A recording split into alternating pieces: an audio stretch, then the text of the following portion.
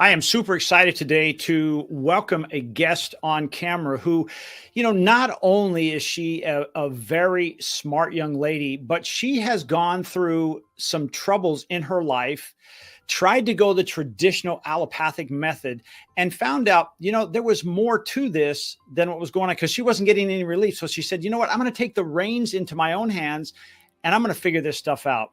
She's a best-selling author and she helps women who deal with anxiety. Let's welcome Michelle Brown. Hey, Michelle, how you doing today? Thanks for joining us. I'm doing well, Jeff. Thank you for having me. Michelle, I just barely scratched the surface about your background. Can you take just a couple minutes and tell us a little bit more about you and really what got you on this path? Because I don't think you started out in life and said, hey, this is what I want to do for a living, right?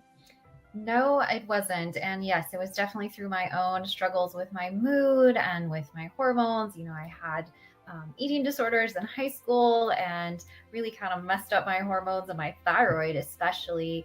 And, there's an interesting connection between the thyroid and some of the mood challenges that women often experience, like depression and anxiety. And that definitely was true for me. And so I wasn't getting any answers by talking to my doctor about what I was experiencing. And really, I was kind of told, well, sorry, this is just the way it's going to be. And as I started digging into this and realizing there were actually some things that I could do and control in order to shift my mood, my energy, my hormones. And that really led me down a path of working with my own health, but then really becoming passionate about helping other women who were struggling as well. And went on to become a functional nutrition counselor, a clinical herbalist, and even certified as a biology of trauma professional, helping men and women around the globe with their mood challenges from this trauma informed perspective. Well, when you talk about mood challenges, what exactly does that mean? Does it mean if I wake up on the wrong side of the bed and I've got a little bit of a bad mood, is that what you're talking about, or is it something much different than that? Well, I think that's a great question because, we all have emotions and our emotions fluctuate, and that's normal. But, for some of us, there's kind of this overlying low mood kind of symptom that's always hanging over us, kind of like a dark cloud, right? And we might call that depression or anxiety or just feeling overwhelmed, not really able to engage fully in life. And that's where I really step in and say, hey, what is normal here and what's not? And how can we shift this so that you can experience life more fully, right? Without feeling kind of overwhelmed, depressed, or anxious about everything that happens in life, right? We should be able to move through our emotions in a healthy way and come back to a good baseline of feeling calm and alert and excited about life. And if that's not happening, then we need to do a little digging to figure out what's going on. You said you started this when you were younger and you went through that normal path, if you will, and you really didn't get any relief. What does that do to a person's psyche? Because I understand this is more, prevalent with women. What does that do to the psyche when, you go in and the doctors say, well, we can't find anything wrong with you. So it must be in your head, or, you just have to put up with it. What exactly, how do you deal with that? That's a great question because I think when we do take that conventional approach, we're struggling with depression, we're feeling down and depressed or anxious, we might think, oh, I need to talk to my doctor about this. And that's, a good thing to do. But unfortunately, what we're often offered are medications to kind of just numb our mood, to not really be able to fully feel what we're feeling in our body. And, there are a time and a place for mood medications, but I think we need to look deeper than just kind of medicating the situation, right?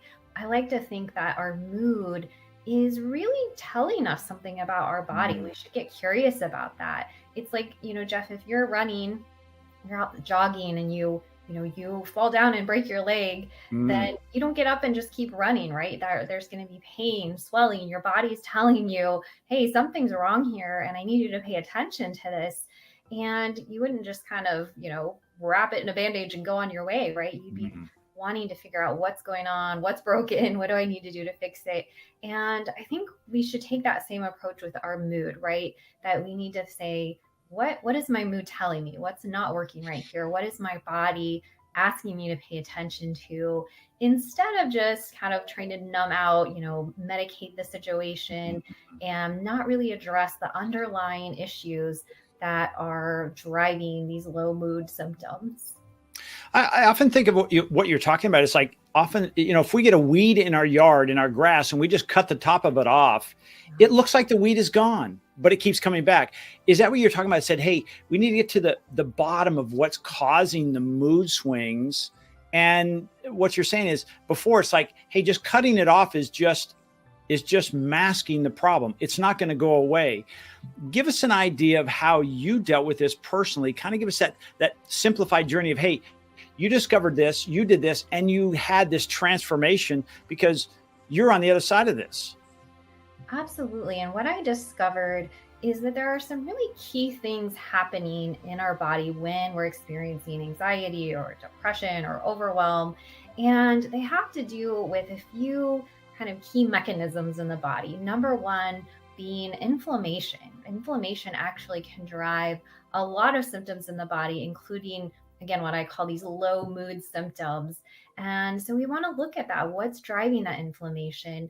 And also, another piece that I find is almost always a part of the picture for someone who's struggling with their mood are nutrient deficiencies. There's a lot of nutrients that actually play a really important role in keeping our nervous system and our mood regulated. And so, if we're deficient in things like zinc or magnesium and, maybe vitamin B6 or other B vitamins, that can have a huge impact on how we feel and how things are showing up in terms of our mood.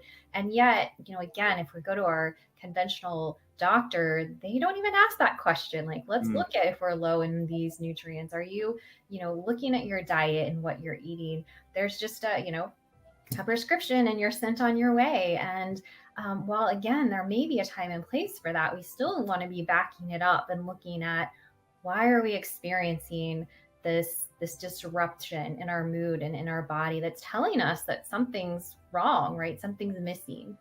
Michelle, isn't it often the thought of like, well, what you're saying I might be deficient in, shouldn't I be getting this through my diet? I mean, aren't our foods rich in these nutrients, or am I missing that? Well, that's a great question. I mean, if we think about all of the foods that we eat today, and we have an abundance of food here, in the United States where you and I live, where most people were really kind of eating too much, right? In many ways. But yet our food is less nutrient dense than it used to be even a few generations ago. Even some of the healthy foods we think, we're eating healthy, we're eating our fruits and veggies, yet studies have found that our soils are more depleted of minerals, magnesium, zinc, selenium than they were a few decades ago. And this can have a number of reasons behind it, our modern farming practices and other reasons. But the key takeaway is that we're not getting the nutrients that we need to really be healthy and maintain a healthy mood, even if we're eating a good diet. And there can be another factor here as well, in that we may have some genetic issues for how we metabolize nutrients. We may be deficient because of our gut health, if we have inability to absorb nutrients well. All of these things can really impact how much of these nutrients we're actually getting from our diet. And then that's going to show up as, mood challenges or fatigue or other chronic health issues. So anytime, again, our body's really sending us these signals that something is off, we want to tune into that and pay attention and ask, like, what's driving this? I'm curious now.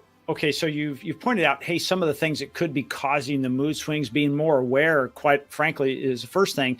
But how do you help people find out that they're low or there are some deficiencies or imbalances in their system? Do you have a way to test this?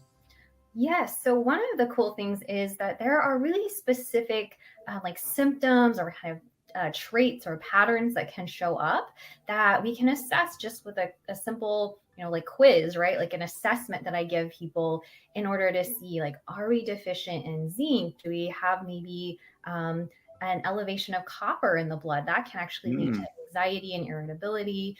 And again, showing up as certain traits. So with low zinc, for example, poor wound healing, maybe ridges on the fingernails, just that irritability, anxiety, sleep issues. If I start putting together these different symptom patterns for the people I'm working with, and I start to see this pattern emerge, then I might start to suspect, oh, we have a deficiency in some of these really specific nutrients.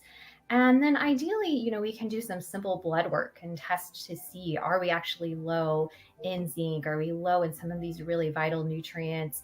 Or do we have too much of certain nutrients like copper that can actually impact our mood and lead to anxiety and irritability? You sound a little bit like a modern day Sherlock Holmes. Like you have to, like when you said ridges in my fingernails, seriously, really, by seeing that, there's something going on there. That's pretty interesting. Yes, it is really fascinating how, again, it's like there's certain personality traits, even, or just patterns around how our mood shows up. Someone who's unfocused or anxious, maybe they're low in like dopamine, right? That chemical in the brain that helps us to stay focused, versus someone whose mood issues are showing up more like depression or trouble sleeping, or even gut issues can be related to another neurotransmitter called serotonin. I tend to think of that as kind of our feel good neurotransmitter that helps us feel happy and engaged in life. And so, all of these things we can start putting together, these different patterns that are showing up in a person's life. And then I start knowing these certain nutrients might be low, these certain neurotransmitters, those brain chemicals that help us feel good might be low, right? I can start assessing where they might need to bring in that attention. So we really know where to focus, and we're not just kind of throwing spaghetti at the wall, if you will, with trying to address some of these mood challenges. Well, Michelle, this has been fantastic. I want to ask you, will you come back for more? Because I think we've just barely pulled that first layer off this onion to try to start giving people some insight, and that there is help. And it's not always a mental issue. It's like the mental issue, if I'm hearing you correctly, it's a sign, it's not the symptom. Yes, absolutely. Right. If we aren't able to really handle the stress in our life well, this can often be a physical reason in the body for why we don't have that nervous system capacity, as I like to call it, to handle the things that are going on in our life. And when we address it from this physical side of things, our biological nervous system response, then we can rebuild that capacity to handle the stress in our life, to deal with things that come up, and move through things successfully without just being overwhelmed by stress or trauma, and being successful in handling our mood and our emotions. Michelle, do me a favor before we let you go today. Tell us how people can get in touch with you. And I think you have a download for them today. Can you tell us a little bit about that, as well as you let us know how we can contact you? Absolutely. You can find me online. My website is botanicea.com.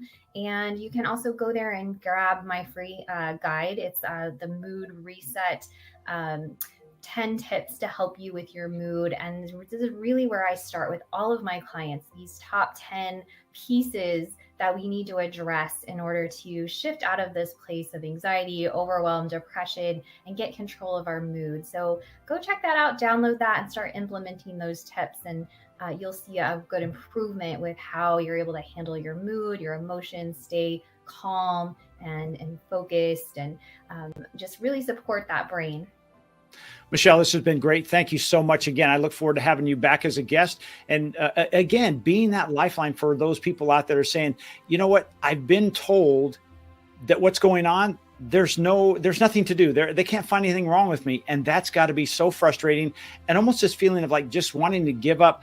The nice thing about it is you are their lifeline to get them back on track. And it goes beyond, hey, masking it with drugs and other types of medication. So thank you so much for being here. Thanks for having me.